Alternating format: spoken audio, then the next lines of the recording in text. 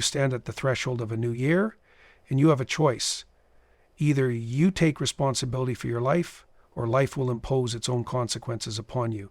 There is no neutrality. Every decision, every habit, every sacrifice or indulgence builds the person you will become in the next 12 months. So ask yourself, who do you want to be? What kind of life are you constructing? Because whether you realize it or not, you're always building something. Either a structure that can withstand the storms of time or a house of cards waiting to collapse under pressure. Life is suffering. Let's not pretend otherwise. But you don't get to avoid suffering. You either suffer the pain of discipline or the pain of regret. And regret is far worse. It lingers, it festers, and it haunts.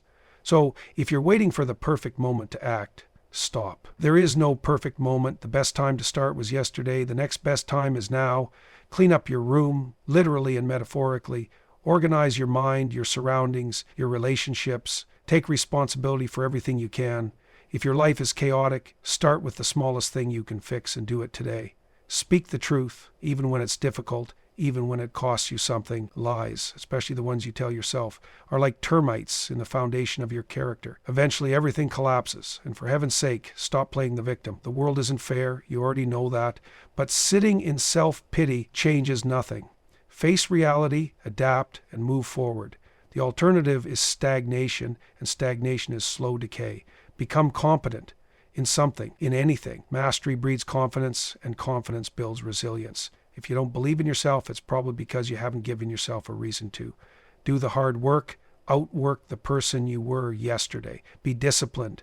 Motivation is a fleeting emotion. You won't always feel like it, but feelings are relevant to action. Develop the ability to do what needs to be done, regardless of whether you feel like doing it. That's what separates the successful from the miserable.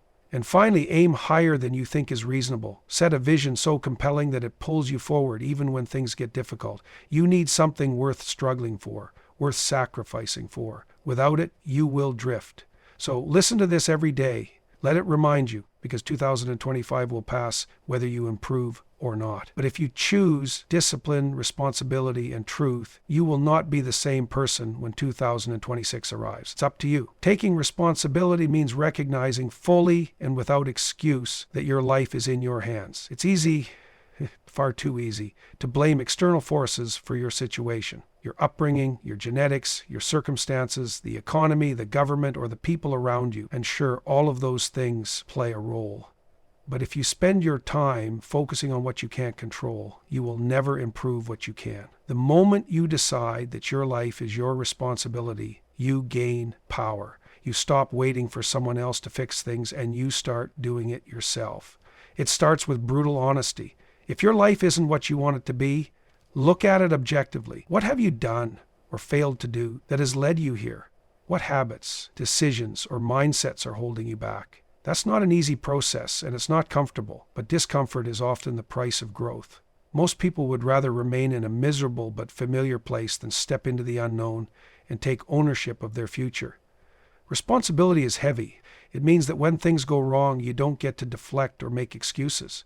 It means you don't blame bad luck or wait for external validation before acting. If something needs to be done, you do it. If something is broken, you fix it, or at least you start figuring out how. You stop waiting for motivation and act with discipline. You stop expecting others to save you and start saving yourself. It's not about controlling everything. You can't. But you can always control how you respond. You can control how much effort you put in. You can control whether you choose to keep going or give up. And that makes all the difference. Because the person who takes responsibility becomes stronger. They become capable. And eventually, they become someone others look to for leadership. That's the reward of responsibility. It builds character, competence, and resilience. So stop waiting. Stop blaming. Take responsibility and watch how much your life changes. Every single action you take today shapes the person you will become tomorrow. You are not static. You are constantly evolving, either in a direction that makes you stronger, more capable, and more disciplined, or in a direction that makes you weaker, more resentful, and more stagnant. Think of it this way. Every decision, no matter how small, is a vote for the type of person you are becoming. When you choose discipline over comfort, you cast a vote for a stronger, more resilient version of yourself. When you avoid responsibility, procrastinate, or give in to self-doubt, you cast a vote for a weaker version of yourself. The problem is, most people don't realize this in the moment. They assume that skipping the gym, telling a small lie, or wasting another hour scrolling on their phone doesn't matter. But it does, because habits compound, character compounds, and over time, those seemingly insignificant actions shape everything about who you are. If you want to be proud of the person you are in a year, start acting like that person today. Not tomorrow, not next week, today. Make the hard choice. Do the work. Speak the truth, because the future version of you is being built. One action at a time. Life is suffering. That's not a pessimistic statement. It's a reality. You will experience pain, hardship, and struggle. There is no escaping it. The question isn't whether you will suffer. The question is what kind of suffering you will choose. There are two kinds of suffering in life. The suffering that leads to growth and the suffering that leads to regret. The suffering of discipline, the sacrifice of comfort, the effort to improve, the willingness to endure discomfort in pursuit of something greater. That kind of suffering gives life meaning. It transforms you. It turns you into someone capable of handling more, someone who others can rely on, someone who isn't crushed by adversity but strengthened by it. Then there's the suffering of avoidance, the suffering that comes from taking the easy road, from procrastination, from neglecting your responsibilities, from betraying your potential. That suffering doesn't make you stronger, it makes you bitter. It turns into regret, resentment, and despair. So if suffering is inevitable, choose the suffering that moves you forward. Choose the suffering of waking up early to build your skills. Choose the suffering of pushing your body beyond its limits. Choose the suffering of speaking the truth when a lie would be easier. Choose the suffering of discipline, because in the end, it is far less painful than the suffering of a wasted life. If you wait for the perfect moment to start, you'll never start at all. There is no perfect moment, there is only now. Most people get stuck in the trap of overthinking. They wait until they feel ready. They wait for more confidence, more motivation, more certainty. But waiting is a slow poison. The longer you delay, the harder it becomes to take action. Perfectionism is just fear in disguise. The key is to start small. Don't overwhelm yourself by trying to change everything at once. You don't need to have it all figured out. Just take one step. Clean your desk. Read one page. Do one push-up. Have one honest conversation. It doesn't matter how small it is. What matters is that you begin, because action creates momentum. The moment you move, even slightly, you break the cycle of hesitation. You shift from passivity to progress. And over time, those small steps compound into something extraordinary. So start now. Not tomorrow. Not when you feel like it. Now, do something, anything, that moves you forward. The smallest action is infinitely more powerful than the grandest intention left undone. Tell the truth, because if you don't, reality will punish you for it. Lies are easy. They offer a temporary escape, a way to avoid conflict, responsibility, or discomfort. But every time you lie, to others or to yourself, you weaken yourself, you compromise your integrity, and over time, you erode your own trust in yourself. The truth is harsh. It can be uncomfortable. It might cost you friendships, opportunities, or approval. But the alternative is worse. When you build your life on lies, you construct a fragile foundation, and eventually it will collapse. The longer you avoid the truth, the bigger the consequences become. Start with yourself. Where are you lying? What are you pretending not to see? What problems are you ignoring because facing them is too painful? The truth will force you to confront your weaknesses, your mistakes, and your flaws. But it will also set you free, because once you know the truth, you can do something about it. Tell the truth, especially when it's difficult, especially when it scares you, because in the end, a life built on truth is a life built on strength. And strength is what will carry you through victimhood, because the moment you see yourself as a victim, you give up your power. Bad things happen. Life isn't fair. People will betray you. Circumstances will go against you. And sometimes you'll suffer for no good reason at all. But the second you adopt a victim mentality, the second you start believing that life is happening to you rather than because of you, you trap yourself. You surrender control. You justify inaction. And worst of all, you allow your struggles to define you.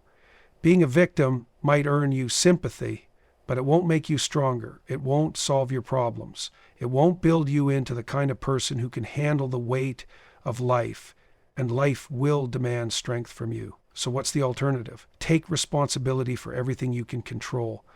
Even if something isn't your fault, it's still your problem. Blame doesn't change reality. Action does. If you're in a bad place, ask yourself, what can I do about it? Even the smallest step toward improvement is better than wallowing in self-pity. Refusing victimhood doesn't mean denying hardship. It means choosing to be the kind of person who rises despite it, the kind of person who adapts, overcomes, and refuses to let adversity define them. Be that person. Become competent. Because without competence, you are weak, replaceable, and at the mercy of those who are stronger. The world doesn't reward excuses. It doesn't hand out respect for mere existence. It rewards those who are skilled, disciplined, and capable. If you want confidence, if you want freedom, if you want to be respected, earn it. Become someone who knows what they're doing. Start where you are. Pick something and get good at it. It doesn't matter if it's your career, your physical health, your ability to communicate. Mastery in one area bleeds into everything else. When you become competent, you gain options. You become valuable. People rely on you. You gain control over your own life instead of being dependent on others. Competence is built through relentless effort, through study, through practice, through thousands of repetitions. It's built when you show up even when you don't feel like it, when you push through failure instead of making excuses, when you choose to outwork the version of yourself that was satisfied with mediocrity. If you don't develop competence, someone else will, and they will be the one calling the shots. So step up. Master something. Become dangerous. Make yourself so skilled that the world has no choice but to take you seriously. Discipline over motivation, because motivation is unreliable, but discipline gets things done. Motivation is a feeling, and like all feelings, it comes and goes. Some days you'll wake up ready to take on the world. Other days, you won't even want to get out of bed. If you rely on motivation, you'll only take action when you feel like it. And that's the surest way to stay weak, stagnant, and unfulfilled. Discipline, on the other hand, doesn't care how you feel. Discipline is showing up even when you're tired. It's doing the work even when it's boring. It's pushing through discomfort even when no one is watching. Discipline means you act according to your principles, not your emotions. You don't become strong by doing things when they're easy. You become strong by doing them when they're hard. The people who achieve real success, whether in their careers, their bodies, their relationships, or their personal growth, aren't the ones who feel inspired all the time. They're the ones who do what needs to be done day after day, regardless of how they feel. So stop waiting to feel ready. Stop relying on bursts of motivation. Build discipline.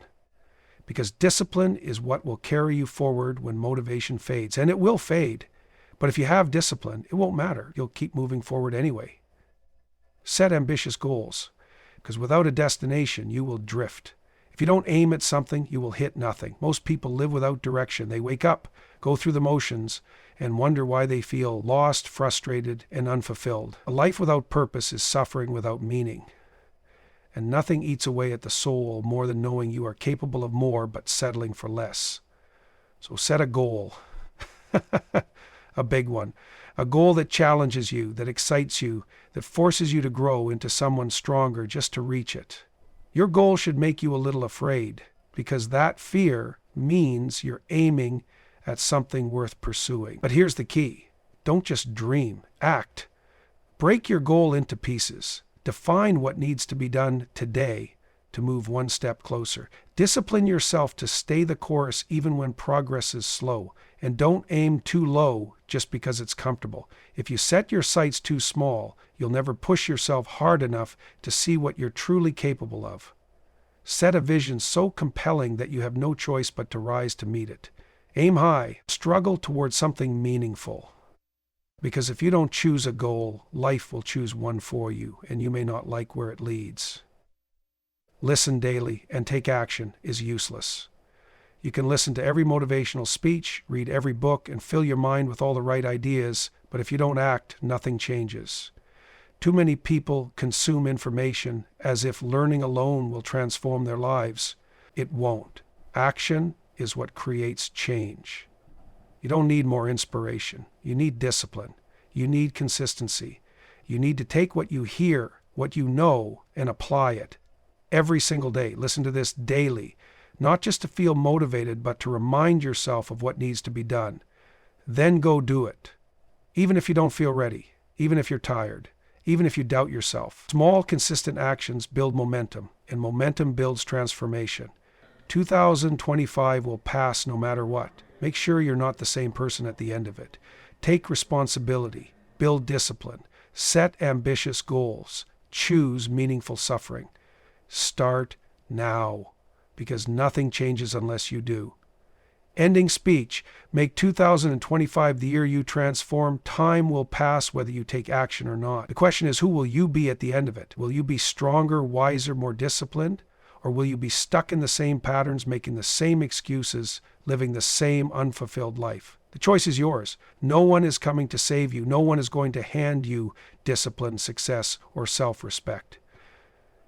You have to earn it through struggle, through sacrifice, through relentless commitment to becoming better. So listen to this daily. Let it remind you that you are capable of more, that you are not a victim, that your life is in your hands. Take responsibility. Tell the truth. Push yourself beyond comfort.